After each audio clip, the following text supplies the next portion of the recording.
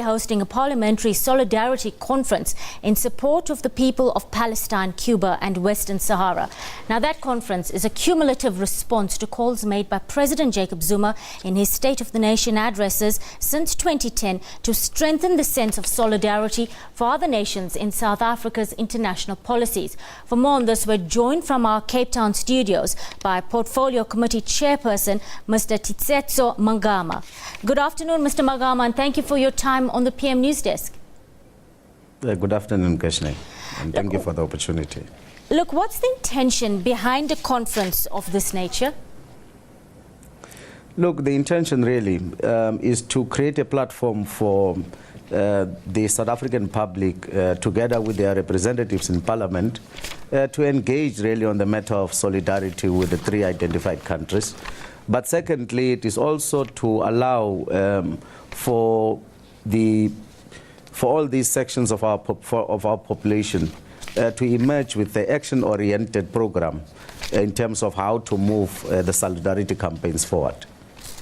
Mr. Magama, let's talk about that handshake between President Obama and Cuban President Raul Castro, much talked about last year at Nelson Mandela's memorial in December. It was a gesture that was so unprecedented that many observers actually said that it showed a slight thaw between the long hostile countries. Now, with Cuba under heavy U.S. sanctions and diplomatic relations all but severed since the 60s, and the U.S. playing a leading role in Palestine, how are you going to actually maneuver through this political quagmire maze?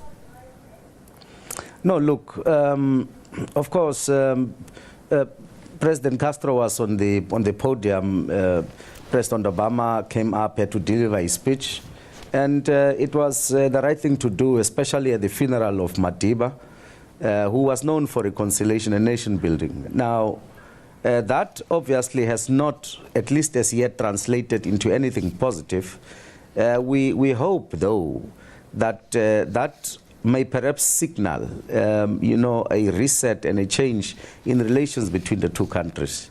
Because, I mean, they are about 90 miles from each other. And it boggles the mind how President Obama can fly to South Africa and meet with everybody else, and he cannot meet with his counterpart 90 miles away.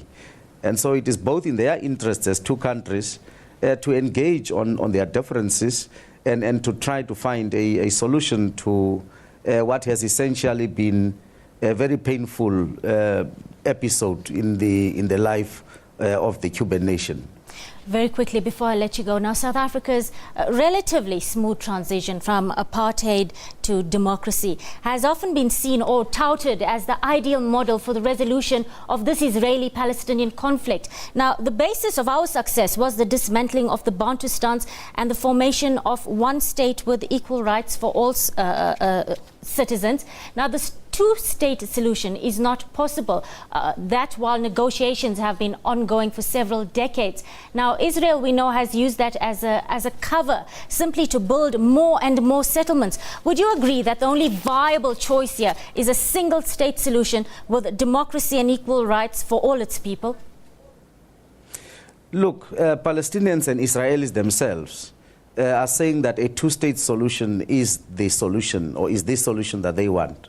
Now, to be incorrect for us or anybody else to impose what is essentially a one-state solution. However, we must continue, and that is precisely why we held the conference, amongst other things, to see how, we can bring to bear the necessary pressure on the state of Israel to stop its settlement expansion.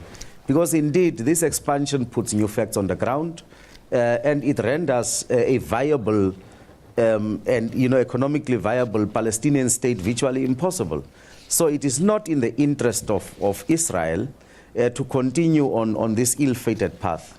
And in fact, I can tell you that the more they expand settlements, the more difficult they make any resolution of this conflict that has been raging on for more than 60 years. And so what we seek to push is that there is rather a more speedier resolution to this conflict than later, because by later the damage would have been much more greater. And indeed, no people will accept what would essentially be a Bantu stance, as part of a future Palestinian state. And Palestinians are saying themselves that such a situation is totally unacceptable. Thank you, sir. I'm afraid we'll have to leave it there. Moving on,